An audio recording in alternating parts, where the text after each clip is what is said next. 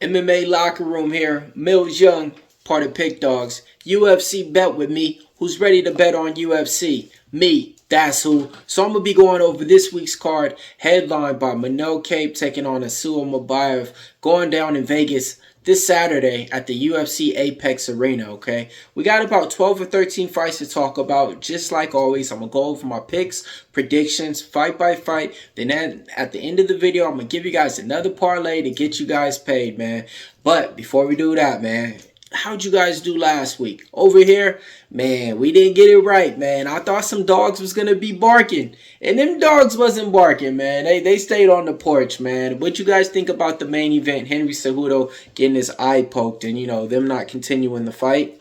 And what you guys think about the other fights on the card, man? Like, over here, I actually just thought more dogs was gonna get their hand raised, and oh man, they definitely didn't, man. So yeah, besides that, man, we got a few dogs on this card that I think that's definitely live, okay? And besides that, I want you guys to let me know who you guys think is gonna be the best underdog on this week's card. And forget about the underdogs. If you guys want our best premium picks, favorites, and underdogs, and whatever it is, hit us up at Pick Dawgz, the premium pick tab. Get your favorite capper, and we'll put some money in your pocket today and get you the best play. All right, man, let's go ahead and get it started, man. The first fight of the night, we got Louisiana, Carolina taking on Montana de la Rosa. Carolina's going to be the favorite in here, okay? Slight favorite, about minus 130 on the books. This type of matchup, let's talk about it. We're going to have a striker in Carolina, and we're going to have a wrestler in Montana de la Rosa. Both these girls, I want to say, are coming off of wins, okay? Montana de la Rosa, though, she's coming off a win against Andrea Lee in a fight to where it was a close fight. She did get outstruck, but she was able to get those takedowns and get her hand raised by the judge's decision. Louisiana, Carolina, she's kind of a girl that goes out there and just outstrikes you and outworks you to just be the more grittier fighter. She's not great at one thing. She doesn't have excellent strength, excellent cardio. She struggles with takedowns, though. Let's talk about the attributes and stuff. She's going to be the taller fighter with the more advanced range and everything. But this is the thing. When she throws that leg kick out there, I can see Montana de la Rosa grabbing that leg kick, clinching her up, and getting her down for the takedown, all right? When we talk about both these girls and the path to victory, Louisiana, Carolina, she's going to want to just keep this on the range and keep this going, you know, on the feet. Montana de la Rosa, she sometimes when she gets hit, she doesn't take it well, okay? She bleeds real easy. So if the judges are looking at this fight and if she's not able to get those takedowns, she might not be able to get those wins. But at these odds and just looking at this fight, I think Montana de la Rosa is live in this one. Give me the dog in this one. Second fight taking place. We got a good one, man. I'm surprised this is the second fight of the night. Ramos Temirov taking on Charles Johnson, man. This fight's went back and forth, back and forth. Charles Johnson opened up the favorite.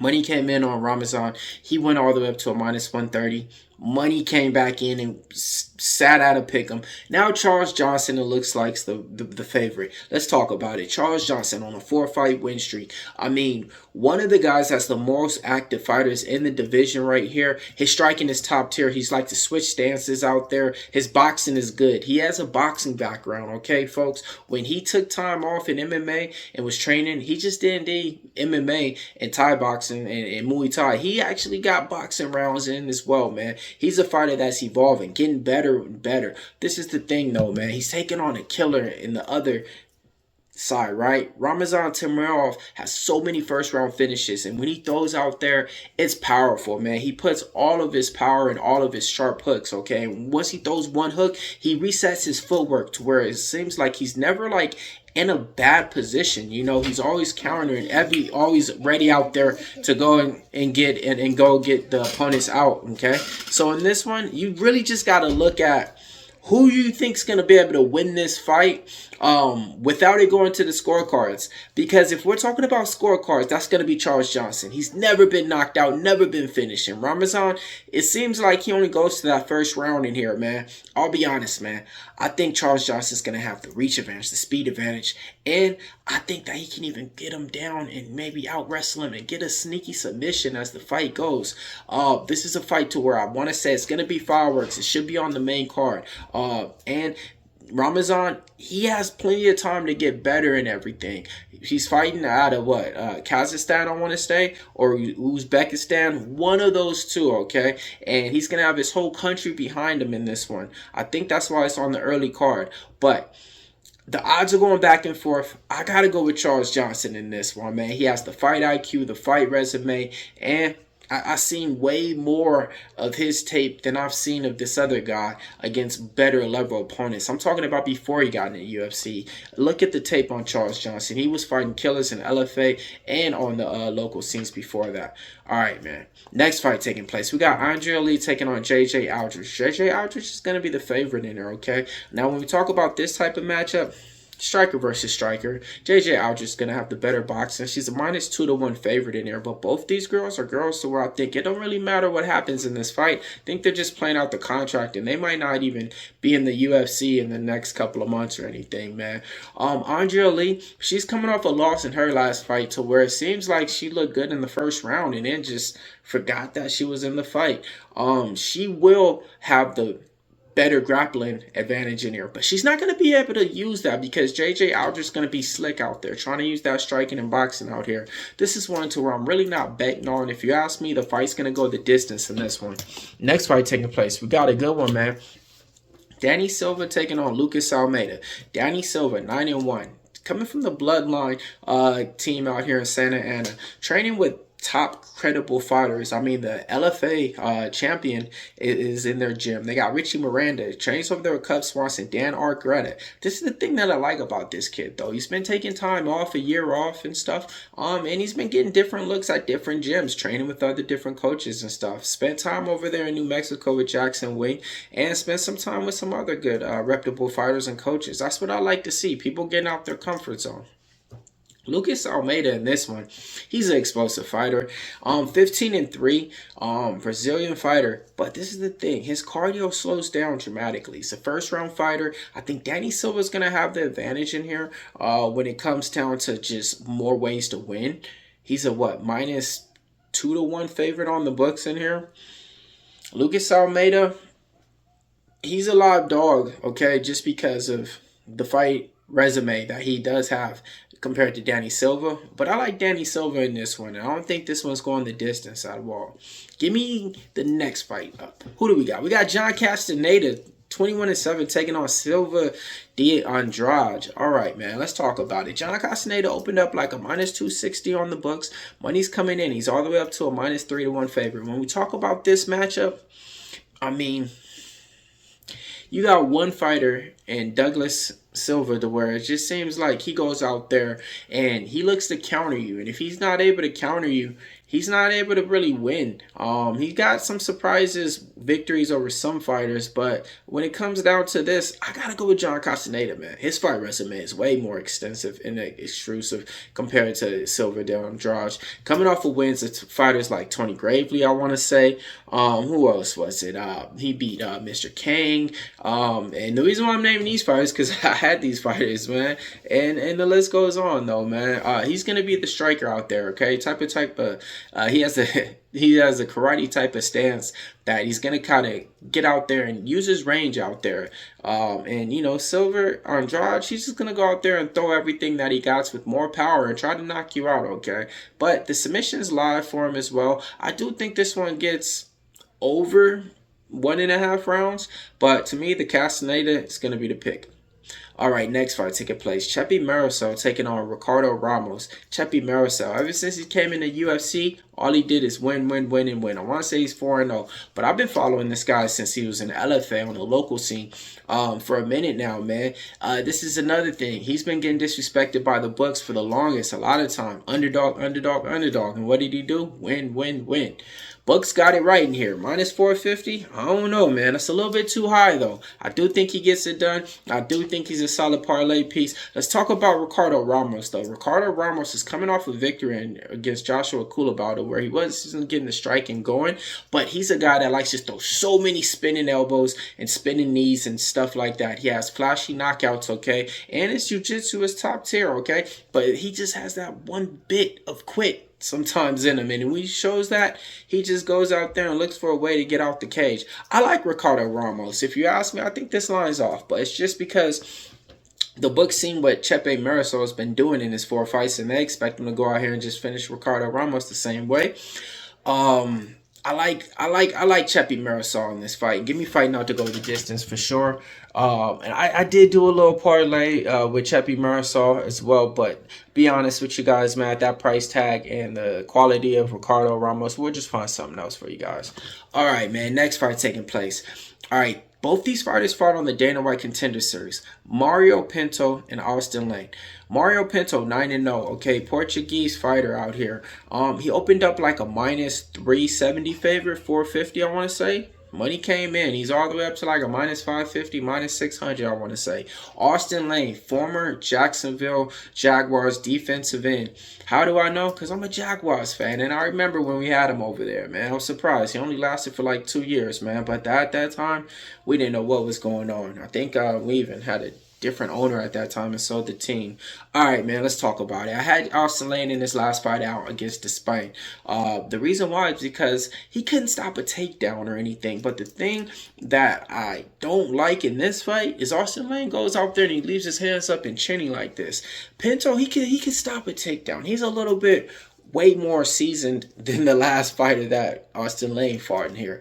All right, so this is what's going to happen, man.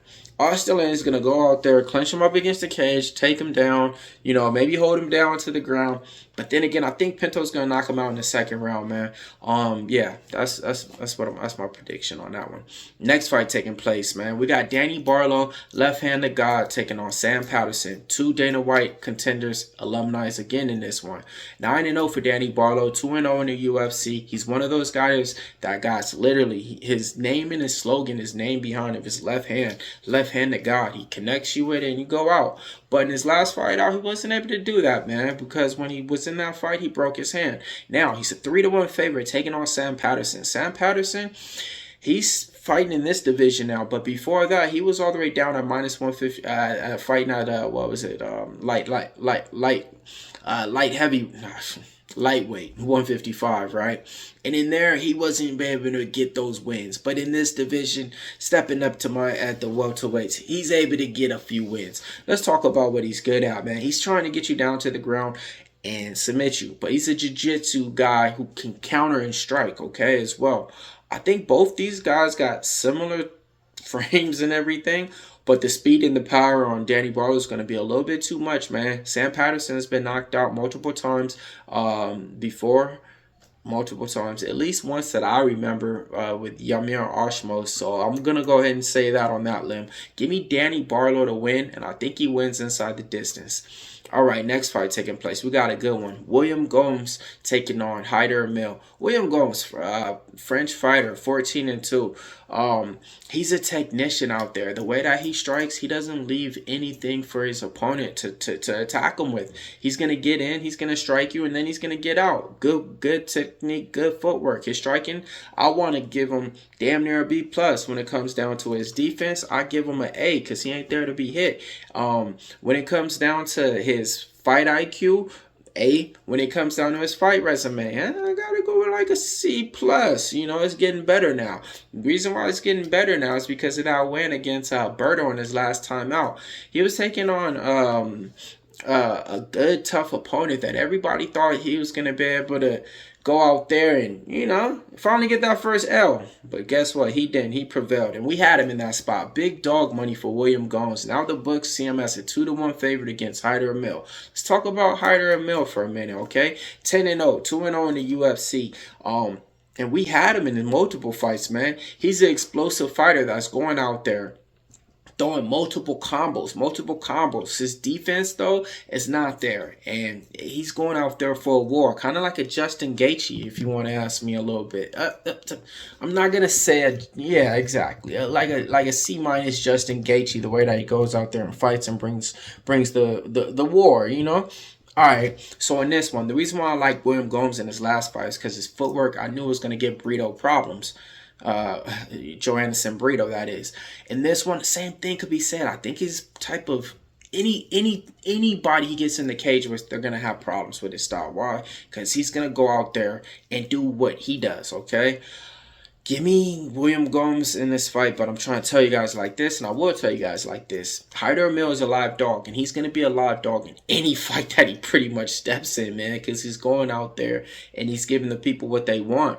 So if you guys are asking me, you know, who's gonna win? I gotta go with the guy I've been betting on, and the guy that I still think has a better path to win in this fight. But I do think that there is some odds value on Amil as an underdog this week as well. All right, next fight taking place.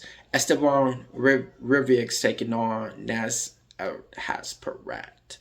And what do we got the odds at? Minus 275 on Esteban, okay? Let's talk about him, man. 3-0 betting him. That's what I've been doing. Had him against Terrence McKinney, Kamala Kirk, and Daniel Huber. And a lot of those fights, he was an underdog in, okay? He's an explosive striker that's going out there and putting the pace on his opponent, okay? But this is the thing. His opponent is a good striker as well. Haqparast, he's on a good fight win streak as well. And when it comes down to it, this fight is going to take place in the cage with striking numbers. And the more power and who's going to be the more durable fighter is going to get their hand raised. I like Esteban in this fight, all right? But I will tell you, though, man, the fight resume, I got to go with Haqparast. He's fought the who's in the division. But the fight gym, I gotta go with Esteban. He's over there training, I want to say, with Killcliff. Way better fighters. Haqparast is training in Morocco. He did this whole camp out there, I want to say, you know, training with fighters. So what fighters are really out there flying out to Morocco to train with you and you know, and get better and stuff like that, compared to Esteban over there training with great fighters and champions day by day and stuff like that. But this is one also too to where I will tell you guys, man, I like Esteban in there. It's just one of those things, because I've been making money with him as well, but I don't like that price tag though, okay? So Haqparast, this is gonna be a close fight, man. It's gonna be a close fight out there, but I gotta go with Esteban in here, and give me fight goes the distance as well. Co-main event time. Everybody out there, smash the like button for me. Hit up the comments. Let me know, man. Who's your guys' favorite parlay piece for this week? Because I'm going to go ahead and put together a nice little 2-leg parlay piece. So I want you guys to put together your 2-leg parlay piece. All right, man. Co-main event time. And I can't believe it's a co-main event. But I'm not here to trash it, because I ain't going to trash any fight that we ever get, okay? Because we get to talk about fights, and that's what we love here, all right? Julian Marquez, 9-5, taking on Cody Brundage in the co-main event. Both these fighters are coming off a loss. I'm sorry. I'm not going to talk. All right, never mind. Let me hype it up. All right, cool. Look, Julian Marquez, man, the Cuban Missile. The reason why a lot of people want to see this guy fight is because when he's out there, he's action-packed, okay? He's either going to finish you or he's going to get the finish. Or he's going to get finished, I mean. Cody Brundage, same thing could be said about him. But let's talk about him, though, man. I'll be honest. In the first round, he's hell on wheels. He's out there just rolling, you know. And this is the thing. After that first round, he turns into a whole different fighter. He just looks for a way out. He even said this in media day. He's like, I don't know what it is, but I just, even when I'm winning in fights, I just try to look for a way out. I can never imagine that. I could never have that heart to step in that cage like that. So I would imagine, you know, once you're fighting and everything, you're just like, hey, man, enough of this. Let's go. Maybe something starts ticking in your brain and, you know, it starts telling you to get out of there. That's the difference between this fight, how I'm going to pick it, man.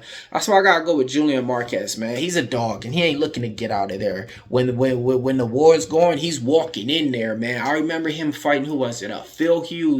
Phil Hawes on the Dana White Contender Series, man. Walking him down, knocks him out. Yeah. And Cody Brundage, he just doesn't do stuff in the cage that you can trust. Give me the under in this fight, and give me Julian Marquez in this fight. Next fight taking place. Main event, man. Almabayev taking on Manel Kape. This fight came together on short notice. The reason why is because Manel Kape was supposed to be taking on Brandon Royval. Brandon Royval pulls out. All right, Almabayev, 4-0 in the UFC or 5-0 in the UFC, okay? All right, in this one, Manel Kape is a fighter that I had a hard time, like, actually getting a good read on and trusting in the UFC. The reason why is his first 2 fights, I had plays on him and I bet him. And he didn't look anything like how he did before when he fought in the UFC and he lost. So since then, it's been hard for me to just kind of get back on the Manel Kape side. I love the way he fights though. I will say this, man. When it comes down to, I think Manel Kape is like the flyweight Sugar Sean O'Malley. What do I mean? He goes out there and he just showcases his skills and he showboats, you know, good footwork, you know, doing everything with his hands as well. Doing little characteristics out there with his feet work too as well. His speed, his power, he can knock you out as well. He's walking you down. His head work is good as well. I'll be honest, man. I'm a fan of the way that he fights, but sometimes I'm not because he's never throwing enough strikes. And sometimes you're like, what are you doing, man? And those are the fights to where he loses in. Lost to lost to Makhachev that way. Lost to Pantoja. Lost to Nikolai. Almabayev is a guy to where you always had to bet him as a favorite. And this one, you're getting some good odds out of him. He opened up at a plus 215. He's what, sitting around a plus 185 right here. He's a guy that's going to go out there. He's a good striker, but he usually uses the wrestling to kind of get the fight to where he wants it in here. To be honest, Manel Kape does have good takedown defense. It's a 5-round fight. I like the dog in this one, man. Give me Almabayev in this one, man. All right, man. Let's go ahead and give you guys a parlay to get paid, all right? Give you a 2-leg to parlay, all right, man? Let's go ahead and give you, Let's roll through the card and give you 2 plays to get you paid. Let's go with, let's take Danny Silva. All right, that'll be 1 leg right there. And then we'll take Mario Pinto. Yeah. Take Danny Silva and Mario Pinto. All right, nice little 2-leg bulletproof parlay to get you paid, okay? Look, Millz Young here, part of Pick Dawgz. If you guys want to see exactly what we're betting on the real, all you got to do is hit up the premium pick tabs right there, and you'll see exactly what we got for you guys in store. UFC bet with me. See you guys same time next week.